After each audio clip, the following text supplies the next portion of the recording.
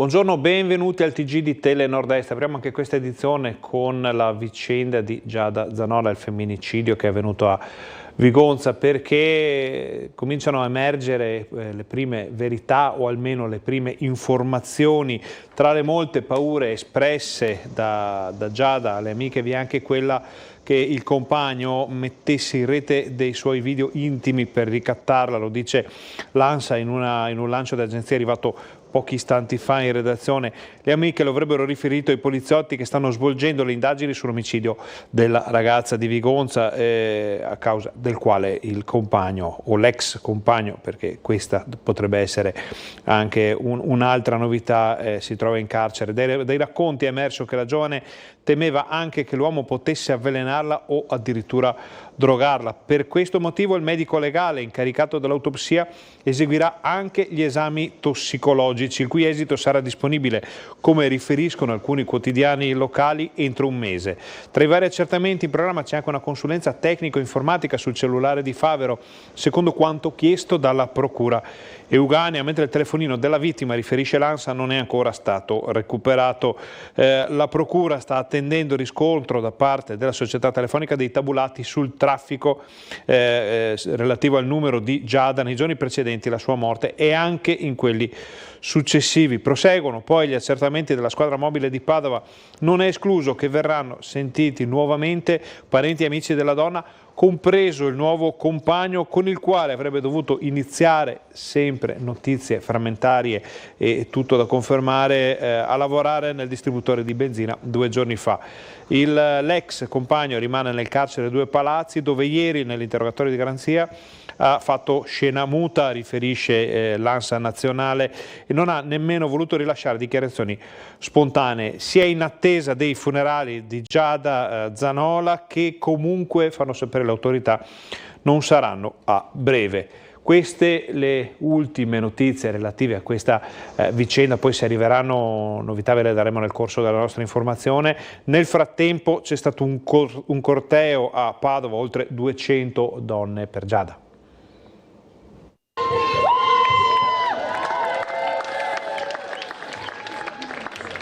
Si torna a fare rumore per Giada Zanola questa volta, dopo Giulia, dopo Sara, dopo Vanessa, un rumore che non si vorrebbe più sentire perché ogni volta è un grido per una donna a cui è stato strappato il futuro. Siamo il grido altissimo e feroce di tutte quelle donne che più non hanno voce. Sono state oltre 200 le donne che ieri sera a Padova si sono ritrovate in piazza Portello e si sono mosse in corteo per una passeggiata arrabbiata per Giada Zanola, ultima vittima di femminicidio, uccisa in modo barbaro dal compagno che l'ha gettata giù da un cavalcavia, e per tutte le donne vittime della violenza maschile. Siamo alla 35esima vittima di femminicidio uccisa dalla violenza maschile sulle donne e del patriarcato. Ecco, sembra una violenza che non vuole finire, che non si riesce ad arginare. Sì, perché la violenza di genere patriarcale è una violenza strutturale, cioè che è connaturata al nostro sistema economico, politico e sociale, e quindi servono degli interventi che abbiano un carattere strutturale. Dobbiamo tornare in piazza, è dagli anni 70 che sono in piazza, perché evidentemente non siamo stati capaci nelle generazioni precedenti a cambiare realmente l'atteggiamento culturale di questo paese, e in questo momento stiamo vivendo una orrenda recrudescenza. Le donne in piazza hanno protestato denunciando una mancanza di risposte dalle istituzioni. Io lavoro in pronto soccorso e sono un medico e vedo tutti i giorni donne che continuano a venire in pronto soccorso sperando con un foglio di pronto soccorso di ottenere un qualche minimo di misura di allontanamento, un qualche minimo di tutela, e invece non è mai così. I numeri della violenza sono drammatici. Nel 2023 al Centro Veneto Progetti Donna di Padova sono state accolte 1210 donne, con un aumento esponenziale di denunce dagli ultimi mesi dell'anno dopo il femminicidio di Giulia Cecchettin. In piazza ieri sera anche l'assessora al sociale Margherita Colonnello. Lunedì un'ulteriore data a Vigonza, proprio per stare a fianco di tutte le cittadine e cittadini che hanno conosciuto Giada. Per noi è veramente una grande tragedia, ma è proprio questo il momento in cui con la cittadinanza, con le istituzioni, con tutte le persone che vogliono fare la differenza, dobbiamo essere ancora più coraggiose e coraggiosi. In attesa di conoscere la data dei funerali di Giada, lunedì a Vigonza ci sarà una fiaccolata che arriverà fino al luogo del delitto. Sono attese migliaia di persone. E una nuova casa rifugio per donne vittime di violenza sarà intitolata a Vanessa Ballan, uccisa a Riese Pio X insieme al bambino che portava in grembo. Ci sono molte ragazze e donne che hanno bisogno di aiuto e sono certo che mia sorella sarà guida in questo luogo sicuro, pensato e realizzato per loro e per i loro figli. Il rifugio sicuro per le donne vittime di violenza si chiama Casa Rotary Vanessa ed è dedicato a Vanessa Ballan, la giovane mamma assassinata lo scorso 19 dicembre a Spineda di Riese Pio X da Bujar Fandai. In questi lunghi e dolorosi mesi i familiari hanno scelto il silenzio, ma oggi, di fronte ad una violenza che continua purtroppo ad essere sempre più presente, come testimoniato dall'ennesimo femminicidio a Vigonza, il fratello Nicola ha deciso di condividere un pensiero che possa diventare forza per chi subisce e monito per chi usa violenza. Penso che esercitare qualsiasi forma di violenza, specialmente quella che ha subito Vanessa, sia una forma di debolezza dell'essere umano. Un messaggio commovente ed accorato, quello di Nicola, condiviso con i genitori della giovane ed il compagno di Vanessa, anch'egli presente assieme alla mamma, due famiglie unite dalla tragedia e che oggi, proprio in occasione dell'apertura di questa casa rifugio per donne maltrattate, hanno voluto lanciare un appello. Quello che noi stiamo vivendo non dovrebbe viverlo nessuno, non dovrebbe succedere, non dovrebbe esistere. Recuperiamo la nostra umanità e sforziamoci all'umiltà di riconoscere quando qualcosa non va. Chiedere aiuto non è debolezza, mai. Comunichiamo sempre e ricordiamoci, la gentilezza è matrice di felicità.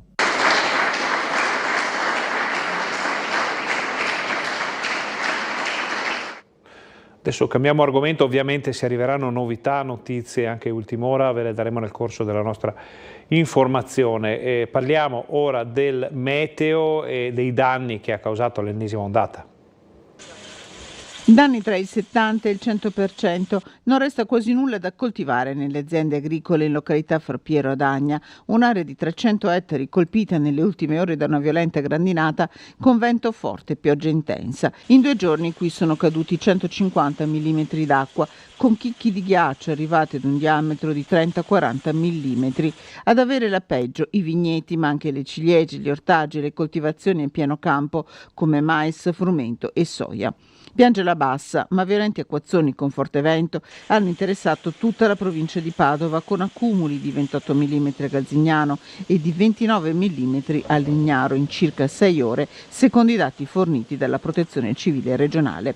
Pioggia violenta anche nell'Alta Padovana durante la notte, disagi anche in città, dove il vento ha provocato la caduta di alcuni alberi piombati sulla sede stradale.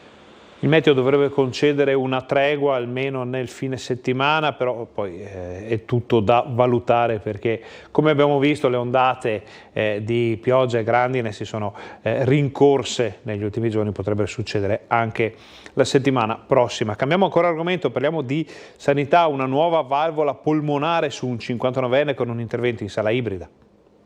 È tornato ad allacciarsi le scarpe, a camminare senza fatica, a fare una vita che aveva dimenticato il paziente di 59 anni, veneto, cardiopatico, sin dall'età di 11 anni, a cui l'equipe del centro Gallucci ha impiantato una nuova valvola polmonare con una tecnica microinvasiva. L'intervento non era mai stato eseguito ed è stato autorizzato dal Ministero della Salute e dal Comitato Etico dell'azienda. Una tecnica e uno strumento che rivoluzionano un'altra volta e un'altra volta da Padova il vostro campo. Sì, in realtà abbiamo sviluppato, utilizzando tecnica e tecnologia, una strategia cardiochirurgica microinvasiva che ha permesso di dare una risposta assistenziale ad un paziente altrimenti a rischio eccessivo per un intervento tradizionale. Grave lo scompenso cardiaco del paziente che a 1 mese dall'intervento sta bene. Questo caso evidenzia 2 aspetti. Uno, l'importanza che i pazienti con cardiopatia congenita, anche quando sono adulti, debbano essere seguiti presso i centri che hanno esperienza specifica sulle cardiopatie congenite. E in secondo luogo la strategia che è stata utilizzata in questo paziente, è vero, è la prima volta al mondo, ma apre una strada. Per l'uomo l'intervento tradizionale con rischio di sanguinamento sarebbe stato fatale. Durante l'operazione eseguita in sala ibrida, il cuore non si è mai fermato e non è mai stata usata la circolazione extracorporea. È bastata una mini toracotomia di 5 centimetri. In rianimazione il 59enne ha sempre respirato da solo ed è stato velocemente dimesso. Questo intervento è un intervento che nella sequenza di iniziamo a tagliare, andiamo con la valvolina una volta aperta la fissiamo con un punto esterno, apre, come dire, una sequenza di step che sono nuovi, perché in realtà sono in corso d'opera, li abbiamo codificati noi. Grande gioco di squadra per portare a casa un intervento di altissima complessità a beneficio naturalmente della persona. È molto complesso anche l'intervento che è stato eseguito allo IOV.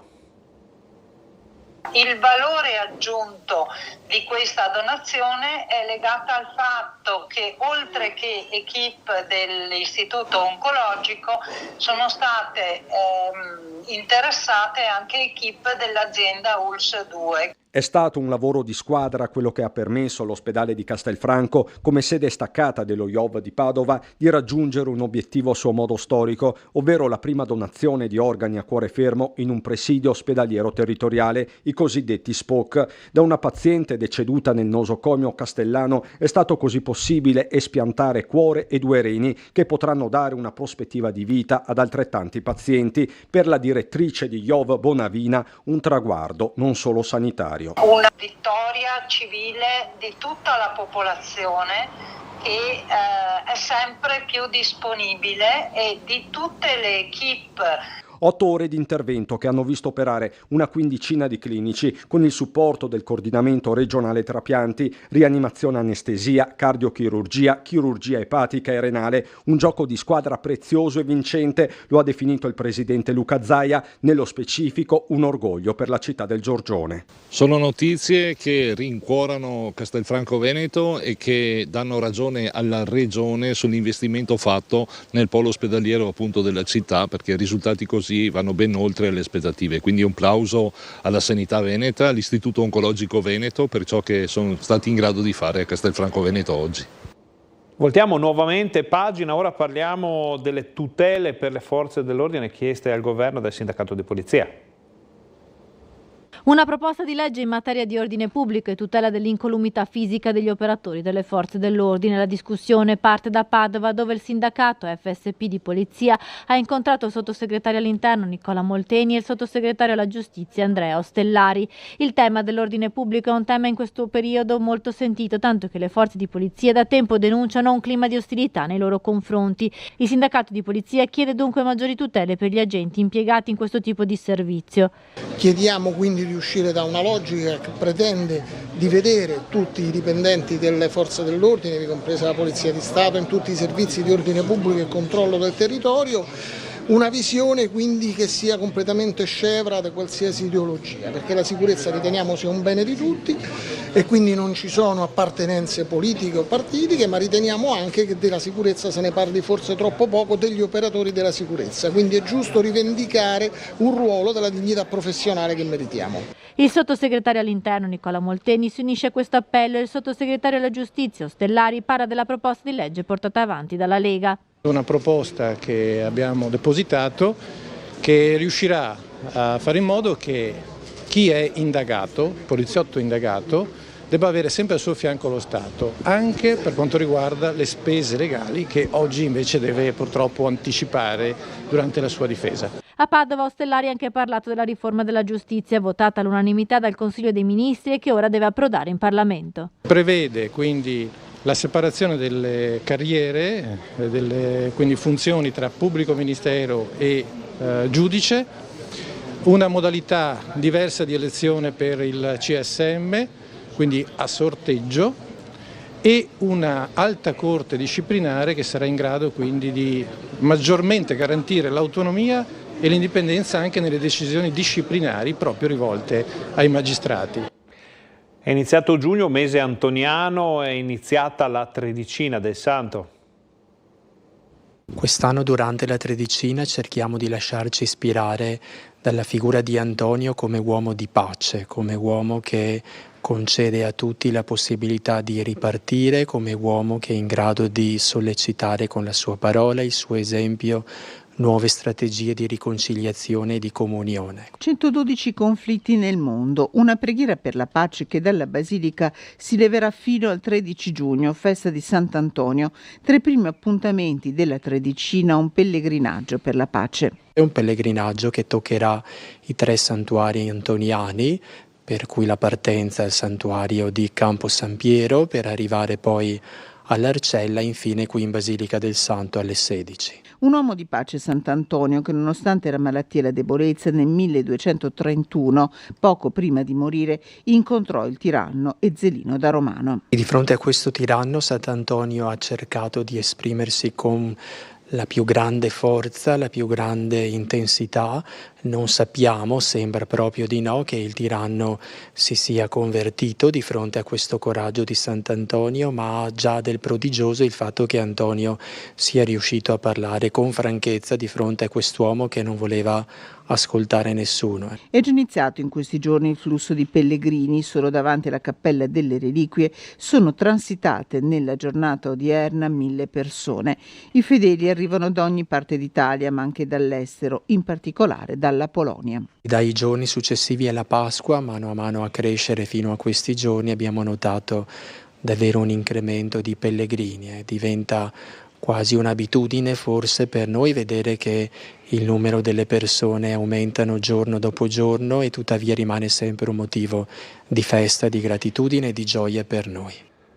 E come sempre il gruppo Media Nord-Est racconterà questa tredicina, racconterà questo mese antoniano nelle edizioni di tutti i telegiornali. Questa era l'ultima notizia del nostro TG, vi ringraziamo per essere stati con noi, vi auguriamo un buon pomeriggio.